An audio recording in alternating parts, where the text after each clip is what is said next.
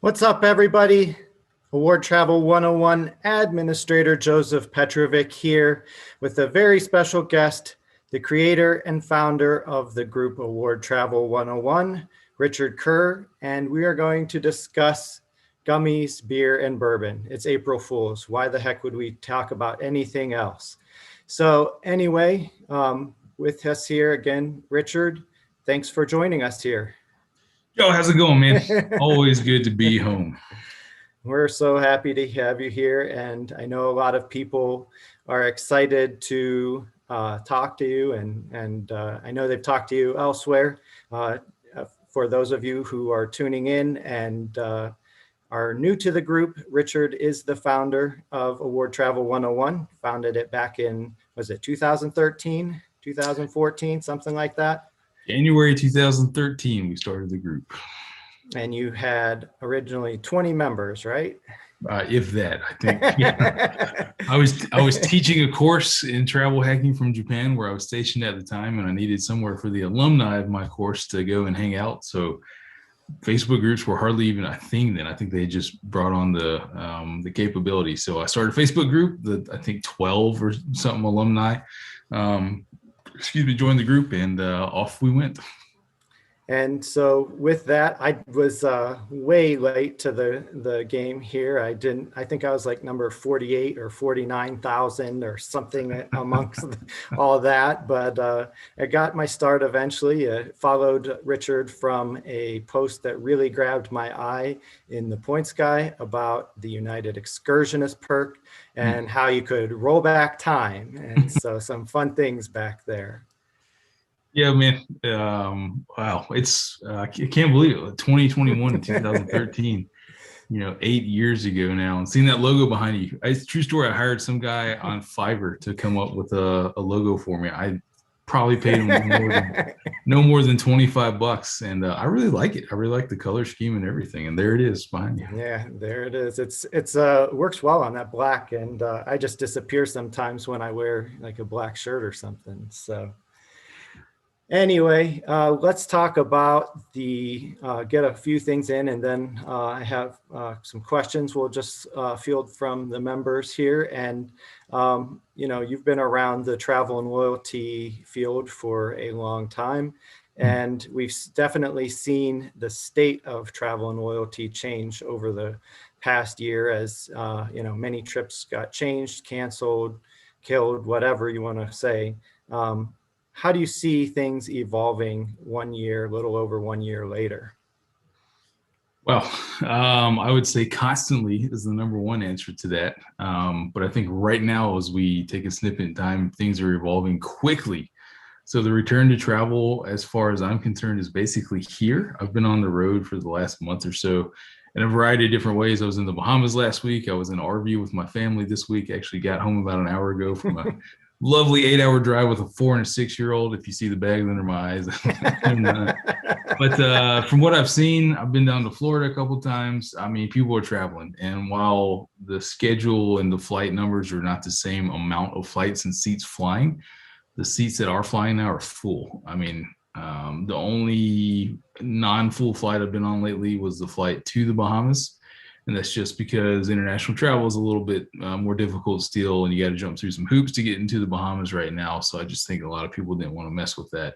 But domestically, man, it's changing fast. I talk to our travel partners over on the Points Guy on a daily basis, and they're telling us bookings are up week over week, significant amounts. I think American came out last week and said, hey, our bookings of, the amount of bookings, not, for future travel are basically back to what they were. Hotels are seeing things fill up again. Domestically speaking, again, international is a whole different ball of wax just because of all the bureaucracy that's required. But I think it's changing fast. I think the pent up demand is here. People are going to be going. I mean, literally myself, I've been on the road I've been home for like 3 nights in the last month. And it's just going fast. I think it's coming back a lot faster than anyone thought, which is great. I hope the vaccine numbers continue to go up quickly, like the president has said, and that, here in a couple weeks, even everybody over the age of 18 will be eligible for the vaccine. So it's good to see. It's exciting to see. It leaves a lot of questions in the loyalty space still up in the air. I think everybody's good for now. But what does that mean 6 months from now when all of this pent up demand, when all these points and miles and hotel certificates and companion certificates and upgrade certs are on the table to be used? I think it'll be a different world. Yeah, I had something in the group the other day that basically I was talking about United Miles and how the state of domestic availability, especially if you're looking to try to cash in on some of the upper class tickets, has been really challenging to locate. I mean, Yep. it's almost darn near impossible to find a domestic business class, whether it's to Florida, to North Carolina, or to Hawaii, whatever, the furthest to some of the shortest flights for me. And it's just fascinating. Here we were thinking that we'd have our run of the mill on Savor Awards, and that's not looking to be the case, at least so far.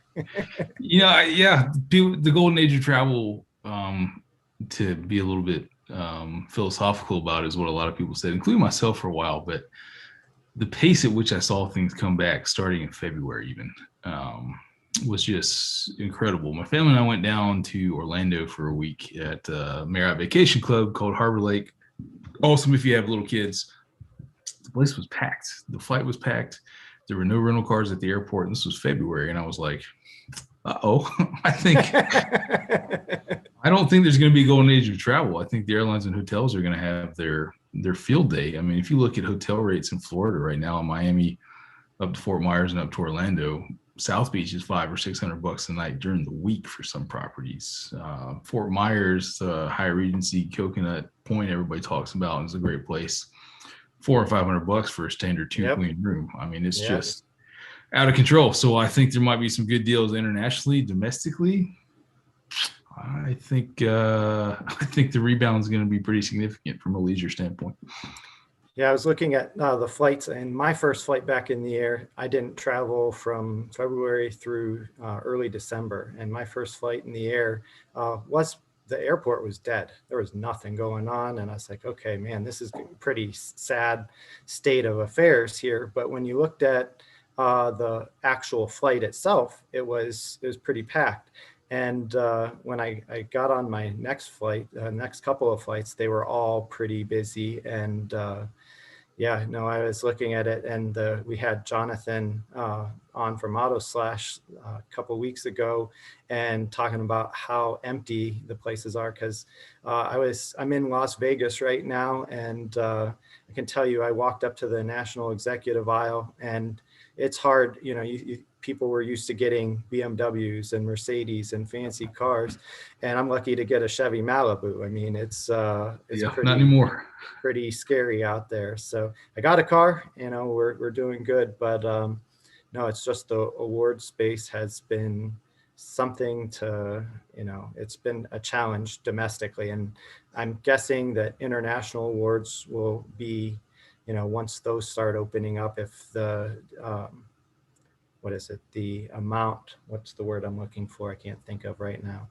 The inventory is still, they keep a low inventory profile, then, those awards aren't going to be there either. So, yeah, flying to the Bahamas. I was doing a work project, so we had to fly United, which unfortunately from Atlanta means we had to go Atlanta to Houston to Nassau.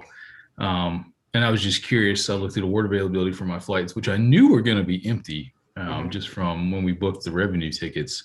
But even the award space, like for a flight that was basically empty from Houston to Nassau, a first class ticket was like 40,000 miles per person for a 2.5-hour flight. And I was like, the flight's empty. And then my wife and I are going to Cancun at the end of May down to the Andaz Mayakoba. Yeah. And the economy ticket from Atlanta to Cancun nonstop, this was about 6 weeks ago, was $600 per person. Or it was like, 75,000 sky miles. And I was like, what in the world is going on here? So you check the partners, like, hey, maybe I can book it through Flying Blue. Maybe I can book it through Virgin Atlantic. Like, nope, no chance. So I booked the tickets for 1.5 cents each through Chase Olson Rewards, because if you look at those tickets now, it's over $1,000 a person in economy for a 3-hour flight from Atlanta to Cancun. And there are 5 flights a day because they're, very tight with Aeromexico that flies the same route. it's just unbelievable. I mean, it's really like, wow, like the golden age of travel we'd all envisioned was like last, October through January, and now it's expensive again. No, the cash rates on some of these things, and you and I have both kind of said the same thing in the groups. Is we've really been flouting our 100K elites with Frontier and stuff like that. But Yeah. even with Frontier, I'm finding that it feels like they've jacked up the prices on their standard base fares on a lot of the routes that I'm looking at. And it's like, okay, whereas like I got the $10 flights from Tampa a few months ago, those flights are now like $250, and I could book United or Southwest or somebody for actually less than that. So, I need to go and look. I haven't looked at Frontier in a couple of weeks. The last I looked at them, it was still possible to hop down to Miami for $15 or whatever. And for everybody listening, the new Spirit program, if you have top tier status in there, it's great. The new-ish, I guess, 2 years in now, 3 years in Frontier program. If you did the status match last year, it's really fantastic, especially for a flying family. I look at them all the time. I have no problem flying Spirit or Frontier as long as it's not some important meeting or right. anything on the other end. Although Spirit's still number one in the U.S. for on-time arrivals, they're actually going to be the first profitable airline again in the U.S. after the pandemic. But I love flying them. I think domestically, I've never really been a miles guy to use. Like, the thought right now of redeeming miles for a first class domestic ticket, like, I can't ever see myself doing that. I just don't care enough about flying domestically first class. Maybe if I want to fly JetBlue Mint from Fort Lauderdale to LA, then cool. Yeah, like, I'll probably look into that. But otherwise, like, put me in a seat, give me, like, I don't care. Like, let's get there and I'll save all the miles and stuff for when international travel does return. And let me see what other cash things I can do to fly a low cost carrier or something to try and save some money points. No, I know that a lot of people there's kind of a division there, and some people are, hey, I'm not going to do that, and then there are other people who are just looking at it and saying, hey, that's what I want to fly. I'm not really looking to go internationally, so how can I make the experience better? Maybe they find a lie flat route or something like that is on AA or United. Maybe even find a Delta One across the country or something like that. So maybe those are worth finding. And I've always kind of been economy from that end myself. So I don't mind. The problem in Atlanta is there's obviously no American or United lie flats or JetBlues here. Delta, to their credit, is flying a lot of the wide bodies out of Atlanta, but everybody in Atlanta is still Diamond, and they all now have all rollover. So it's like, it doesn't matter. I'm not going to get upgraded. So whatever, forget about it. So I'm going to put in a few people. Tony Southam is in Guatemala. Yeah, she's saying hola. She had quite the challenge. She woke up this morning and wasn't sure she was getting on her flight because they ended up messing up her ticket on United. So, but she's made it there. Hopefully everything's going well because she got another surprise. I'll let her share that later. Let's see. Yeah, she was saying that that's dead. Let's see, mommy, flight to Tampa was jam-packed. Mm-hmm. Yeah, Jared was talking about a property you talked about as at 3.8 cents. He's saying he got Coconut Point a couple weeks ago. And super expensive. And that's nuts. I couldn't believe how expensive. I mean, I've heard a lot of people talk about that property for years, and we're actually booked 4 or 5 weeks from now. So we're heading down there with some friends, and we managed to nab some suite space. So hopefully it's pretty nice there.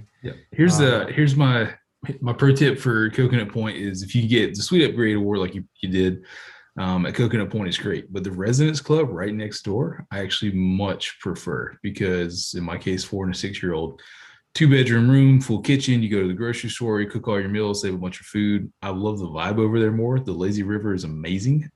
It's much more chill.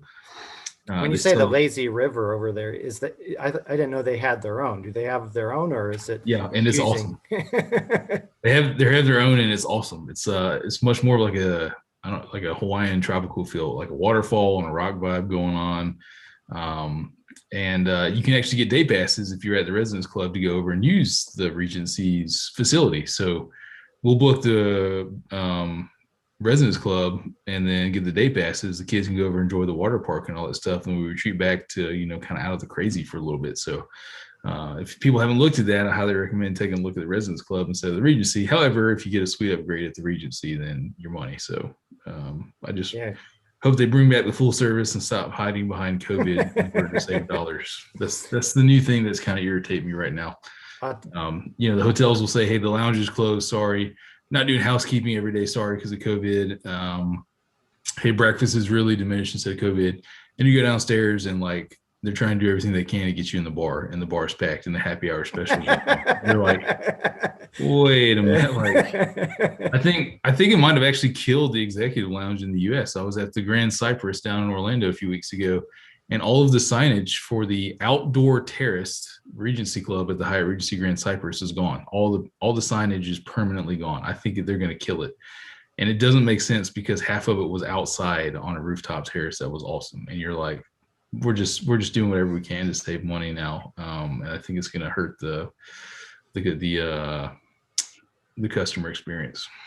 I'm debating whether to write about this or not. So as I said, we're currently in Las Vegas, and I booked an off-site gambling property. So it's not a gambling property. I'm at the MGM Signature, which is attached to the MGM Grand, but the property itself is, for anybody who isn't familiar with it, is just a set of condos. So we have a 2-bedroom condo, but in the all of the booking information, there was very little that said that there's all these restrictions.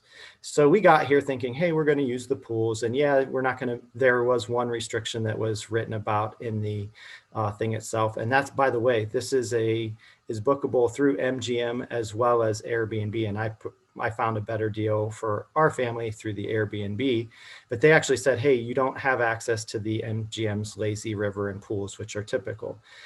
And so we got here and I was like, okay, that's kind of a bummer, but I went to use the pools and I couldn't get in. I went at 11 o'clock in the morning and they're like, sorry, we're limiting capacity. Like, okay, well, what do you mean you're limiting? When can we get in? So we waited 4 hours. I went down and I wasn't perhaps polite the final time I went down.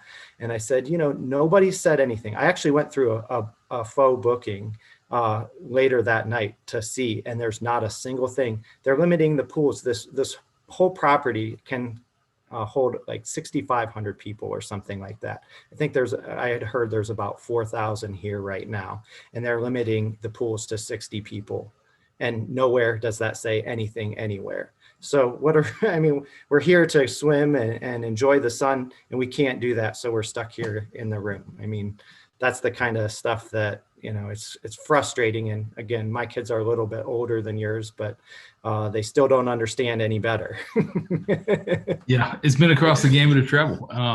So we stayed at a Camp Jellystone RV park in North Carolina this week, and you go through the entire booking process. And we picked this place because it's got, it has a splash pad. It's got a huge water park. It's got like, the whole splash area with the bucket and stuff for kids. It's got a billion activities. Really cool place. You go through the booking, you look at all the activity calendars and everything looks good. And then a day after you book, this email comes that says, hey, oh, by the way, due to COVID, all of these restrictions are in place. And it's like, we're not opening the splash pad during the week, only the weekends. And you're like, there's no COVID during the week. Like, okay. So, and it just got more and more silly from there. So you just get irritated. So I've learned my lesson the hard way, where it's like, okay, call every time, everybody before, so I know exactly what to expect, and I don't rely on these people to update their website, which might deter bookings. So lesson learned for me as well, the hard way this week. Jared was asking if you can book the Residence Club on points. Yeah, you can. I think it might even be the same. It might even be the same 20,000. I thought it was too when I looked at it, because I remember you saying something about that a few weeks ago, or maybe a month or so ago, when I was talking about that. And it was, I'm fairly certain it was a category 5 at 20,000 points per night. So I just didn't know you could, I didn't know how the suite upgrades and if anything like that works, because everything I was seeing was 1 bedroom. It's been probably 2 years since I've been, but we ended up in a 2-bedroom somehow. So I Okay. must have said something to somebody. I don't know. Greg Polachek says, hello from Ohio. So I'm not from Ohio.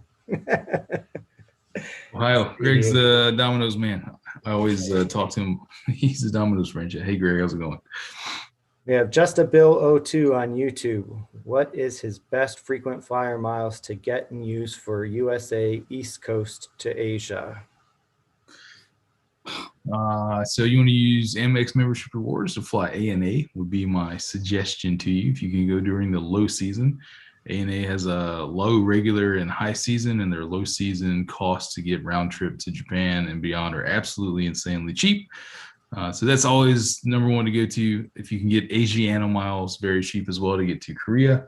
And then beyond that is kind of dealer's choice. But when people ask that question, I always go ANA because of the really, really affordable prices in economy or business class. You can also book ANA with Virgin Atlantic for now. That's also still a great deal. But MX points, collect, and then transfer to ANA if you find the space.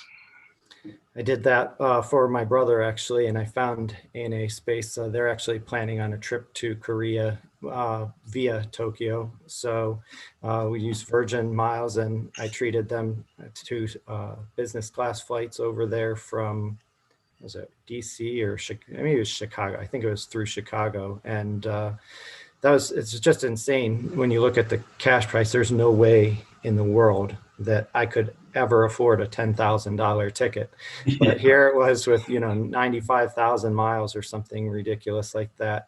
They're able to do something that I still haven't done myself. So it's pretty nuts. Gotta go. I was planning on going to the Olympics this summer. We lived in Japan for 3 years. And my son was born there, and I was all pumped to go back because I haven't been back since we left. And alas, no spectators now. So really looking forward to getting back. I know a lot of people were really bummed. That seemed to be the thing, is everybody wanted tickets to the Olympics last year, and then was kind of holding out hope for this year, and that's not working out all that well.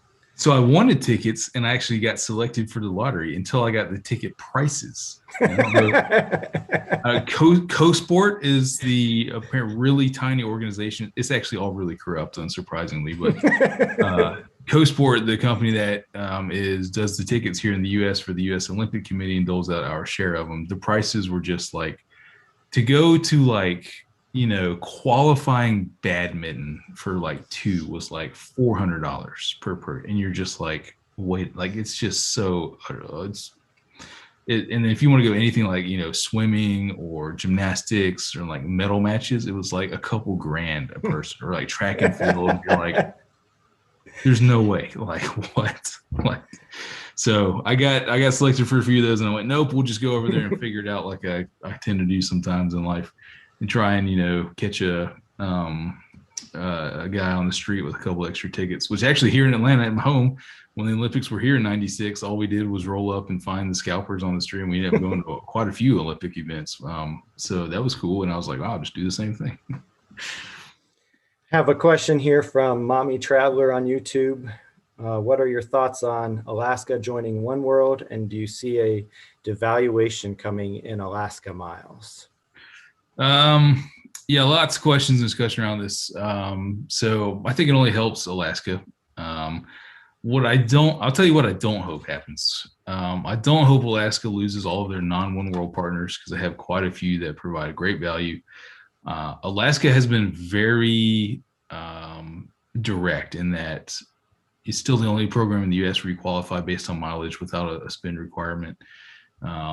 They've said, hey, we still publish award charts. And anytime that I've talked to them from, on the points guy side or anybody of us, they've said, nope, we have no changes, no plans to make this any kind of change. We're very confident in our program. I think the rest of the U.S. public's confident in their program. I don't see any reason why they would do that now. That said, they have a whole new subset of standards to live up to.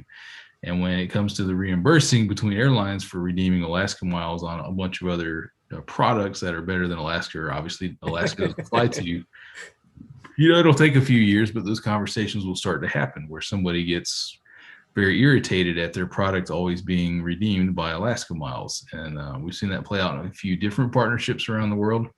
So I hope that doesn't happen. But excited about it. I'm excited about when they get down to the nitty gritty of reciprocal elite benefits, which I don't think they have yet because I'm an American Executive Platinum, and excited to see that continue to grow. So, Alaska, again, they're very confident in their program. They've been very direct in saying we don't plan to do anything like everybody else has done, but we'll see how it plays out in a few years.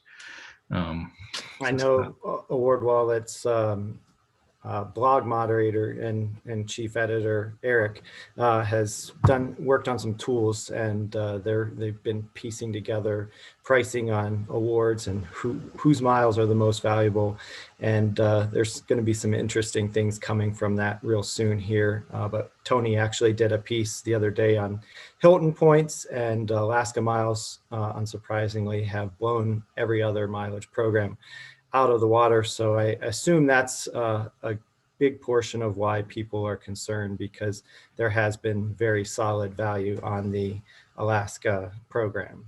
Yeah, for many years. And every time we, think we're going to wake up and see that there's an email in our inbox from Mileage Plan that says, we're excited about some enhancements. Anytime I see that word enhancements, it's like, oh boy, like, excuse me, I'm going to open another Coors Light for anybody that knows me. It's been a long day. And Rick Foytik is talking about you drinking your water. So he says, stay hydrated, my friend. Again, it's been a very long day in the car with the kids. Let's see. Peter Yim is asking, is Alaska going to connect partner flights on their website? I have a bunch of Alaska credits I'd like to use. I don't know. Good question. Like, I'm sure it's going to take a few months for them to continue to figure all this out. The programs, it seemed like British Airways, I think I read that they added Alaska today. So for some stuff that maybe wasn't there before. So you've always been able to book Alaska with Avios, but it's never been online, or is it now online as of today? It may have been. I caught the headline about something that was different. So let's find out. Again, I've been in the car all day, so I'm like 3 days behind the news. I'm trying to keep up, but between my kids and everything else, it's been kind of tough. So I know the feeling. Trying to read up on everything. With that, tell everybody where you stand with regards to the hotel loyalty programs. You've talked about how you've seen some of these cash rates going up. I kind of followed after you and taking up and chasing after Hyatt status, something, and I actually am double Hyatt in the Globalist in the family. My wife picked up Globalist last month, or maybe it was early this month, something like that. I guess it's April now. Yeah, see, I don't even know where I'm at anymore. No, it's she got it early last month, and it's. Some people were looking at it and saying, hey, it wasn't worth that. Why are you doing that? Well, put the nights in her and you get a bunch of extra benefits, and I'm hoping to be able to use them over the next couple of years. So are you still, you think Hyatt is still the top, or do you think anybody's chasing them closely? No, Hyatt for life, without hesitation. Most valuable points, standard customer experience. The Hyatt Regency is going to give me a Hyatt Regency experience wherever I go, compared to a Courtyard for Marriott could be incredibly different from one Courtyard to another. Simplicity of the program, we still have a chart. This is how much it costs based on the category. You can redeem this many double points for a suite night, and then global status and all the benefits. I think it's clear. I think it's expected. I think they get treated right. There's always a few things in program or properties playing games like anybody, but it's just provides significant value to the traveling family and to myself on the road.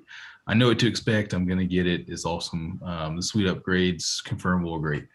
Compared to something like a Bonvoy, where like we wrote a 2,000 word master guide just about Bonvoy breakfast, because as a Bonvoy Platinum, every single time I go stay at a Marriott, I have to pull up our guide to say, okay, do I get breakfast? If I do, what do I get? And when I go to the front desk at a Courtyard and they say, hey, here's your $10 credit, and I go, no, it's $10 for up to two people, so it's $20 in credit. We have a 20-minute back and forth because even their own employees can't keep up with what it is. And then also just I've had disaster after disaster with Marriott certificates. The phone agents are not empowered or trained well. Same with social media. You got to pay resort fees and parking on award stays with the other programs except for Hilton. Like a free night at a Marriott can still end up costing you over $100 a night if you have a rental car and you got to pay resort fees. Like it's just absurd. The suite night upgrade certificates are good only for one night each. I've not had a lot of luck with those clearing. And then pretty much after every Marriott stay, I have to go back and ask for a correction. Like my points either didn't post, the wrong amount of points. Like it's just significant work, and it's not anything that makes me want to continue to invest time and effort into it. My wife had two $60K Ritz-Carlton certificates from her sign-up bonus that they extended for a year. I called a few months ago, a week before they were going to expire, when they announced that they were extending all certificates, and all the other expiration dates on our certificates reset to later this year, except for her two $60K Ritz-Carlton certificates. And they refused to extend them, even though the official written language came out that said we're extending all certificates. Nobody would do it, and nobody could tell me why. And at that point, there was no Ritz-Carlton ones in a week that I could go at that, because we weren't vaccinated yet. This was before the turn of the year, and they expired, and they let them expire. They wouldn't reinstate them. I said, okay, give me 120,000 points instead of these two $60K certificates. They said, no, we're not going to do that. They just let them expire. Even though I could not travel from all of last year up into these, they announced and it's just like, why do you want to ensure that people have a sour taste in your mouth when it comes to that? So I've just had problem after problem with it. Hilton's great. I have a ton of Hilton points, Hilton Diamond, Hilton Aspire cards, tremendous value.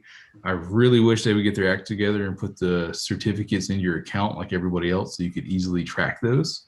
I don't that's just frustrating, and I'm probably counting on breakage there.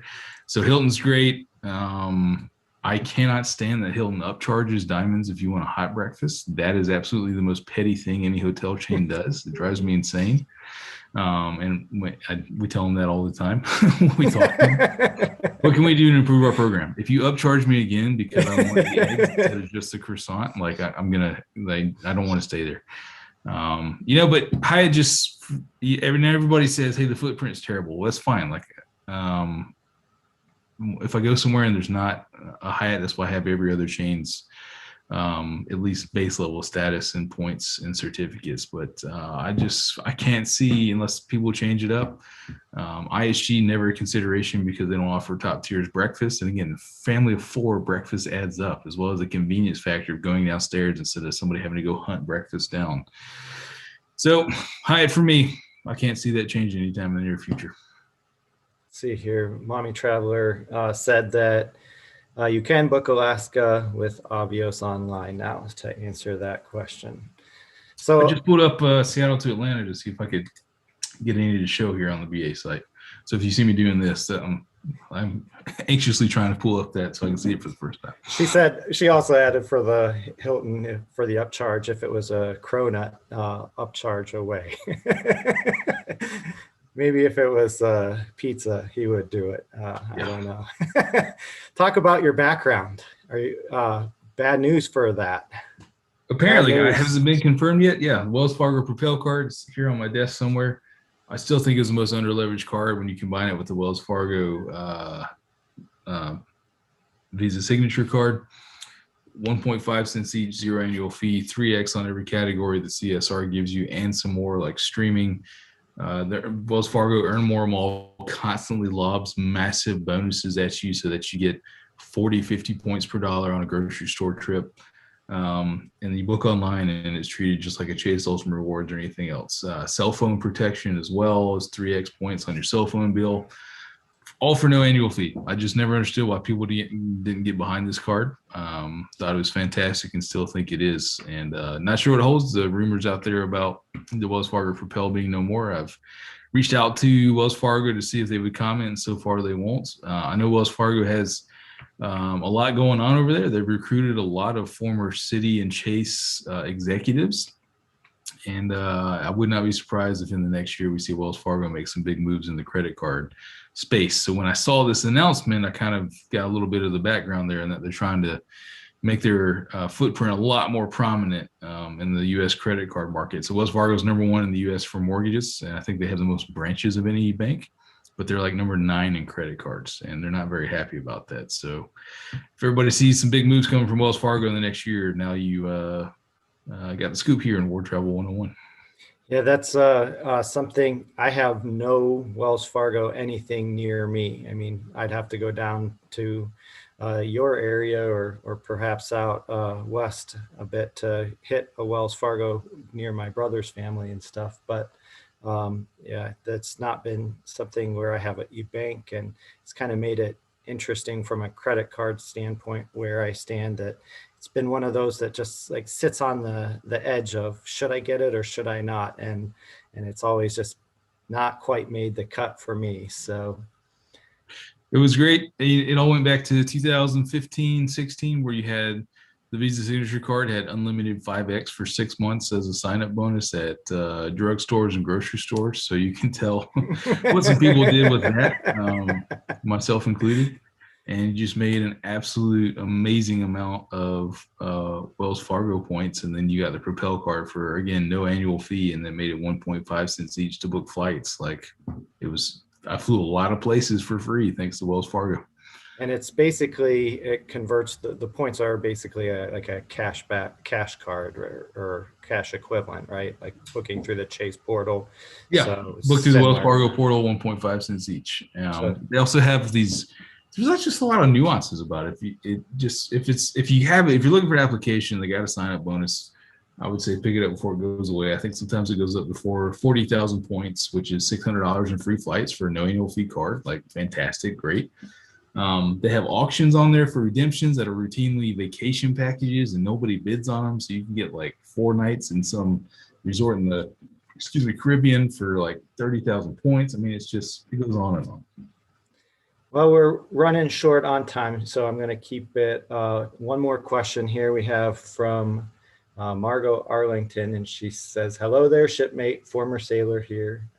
Howdy. I assume it's a she. I never heard of a gentleman named Margot. Do you think Amex will continue to offer non-travel offers, PayPal, Home Depot, Best Buy, while travel slowly returns in 2021? No, I think those will eventually go to the wayside. Right now, they're just looking for people to continue to put spin on the card and to keep current customers. Really amazing to see what they've done to try and go after new customers with these current sign-up bonuses we have, and their member get member campaign that includes $200 in free spin at Home Depot and Lowe's. But I think by 2022, those will all be memories of this year. Well, Richard, thanks for joining us here in Award Travel 101. We're going to transition over to Award Travel 201, where we're going to talk a little bit about some of the programs Richard thinks that we're missing out on, and we can probably save some money or earn some extra points. And we want to thank you for joining us here in the group, as always. On behalf of the entire Award Travel 101 team, I want to thank you for being here with us tonight. Thanks again, Richard. Always a pleasure to be back where it all started. It gives me chills every time I see the community still going